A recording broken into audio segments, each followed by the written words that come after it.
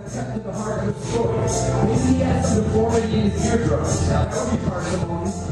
Richard Herring, how are you doing? I'm very good, thank you, yes. How was tonight? How was your performance? It was fine, yeah, it's lovely. It's also quick. It's hard to work out, really. So I just did my quite an old routine about applying to be the Pope, which is slightly become topical again due to the Pope coming to the country 4 months ago.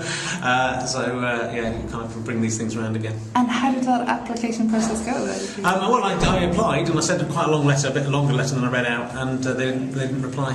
I sent it to the Pope Finder General, Vatican City, Vatican City, so it must have got there. And then, I don't know if they treated it like a joke, I don't know, they could have replied. Is there a complaints procedure? I don't know. So I didn't get it, I'm not the Pope, but maybe next time. Okay. I've learnt my lesson. So this is the second year running you've done this show? Yeah. Yes. Third? It might be the third. I think I might have done one of the ones 3 years ago, but definitely the second year ago. How did it go? You still enjoying it? Yeah, no, it's great. I mean, it's such a fun one to, usually you don't sort of hang around afterwards, but it's kind of a fun one to hang around because you sort of meet other comedians, but also the kind of, people like Alan Moore, who isn't here tonight, but and journalists and various kind of interesting figures, Simon Singh and people like that. So it's kind of fun to hang out and chat with people. Everyone's very nice and quite nerdy, as you'd expect. Yeah, and with the nerds, they all the beautiful nerds, I love them. They all have their sort of things that they're passionate about, which they bring into their routines. What do you think in the coming year? What are the things that are sort of your bugbears, the things that you want to be talking about? Yeah, well, I don't know. It is at this point of the year I have to start thinking about it because I have to work out what I'm doing in Edinburgh quite soon. So I don't really know. There's a lot of interesting political stuff with the coalition and the student stuff, which could go into something. I'm quite interested in doing. I'm doing a show called Christ on a Bike this year, which is. Just sort of about to go on tour, but right at the end of that I talk about the fact that we all believe in something that isn't true really in order to help us get through life, and I mention love as one of these things, and you can visibly see an audience who've just been accepting you having go at religion going, oh no, love is real, and I might do a show about trying to work out whether love is a real phenomenon or just I think that it's very similar to religion. You really believe in it, but it's probably not an actual thing. Is that your instinct? Well, I don't know. I mean, I'm very romantic, and I feel I do. I feel I do love people, but I think it's quite interesting to kind of examine that and whether I come round to thinking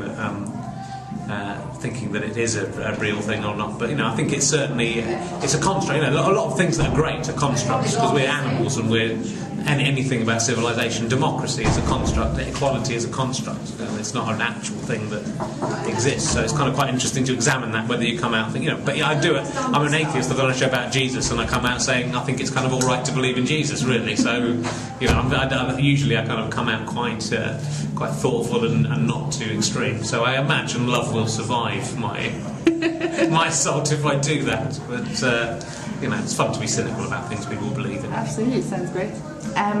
On that note of atheism, how do you celebrate Christmas, and what does it mean to you as a tradition? I think it's very much like that Tim Minchin song that everyone loves, isn't it? It's about family and getting together and seeing each other, and I think if anything, the kind of commercialism and the religion is sort of spoiling that a little bit because it becomes too much. At the moment there's too much food and too much sort of pressure, I guess. But it's really nice to just go. You nearly always go back and see my parents in Somerset, and and my family will pretty much all come back there. So it's really lovely to see them. Sometimes I go away on holiday to like the West Indies or something to avoid it. But this year I'm going back to Jeddah to see my family. So it'll be really nice. And my nephews and nieces are all kind of grown up now, and so it's kind of a fun thing to see them. And especially when this year I've been really busy, so I haven't seen them very much. So it's a nice thing for the family to get together, slightly argue with each other, but mainly get on okay. That's a nice thing to do. Because the love is there. But, you have to. Why do you always love your parents? Because you just have to, don't you? I remember being like 4 years old and thinking when my mum had said I loved you, I go, well, what does that mean? You're my mum. You have to love me. So I was very cynical about that very early. What an annoying little 4-year-old. But I couldn't work out what it was. Maybe it's just me that's incapable. I was thinking, well, why I have to tell you I love you because you're my mum. Do I really love you? I don't know. I think I do love them, but we'll see.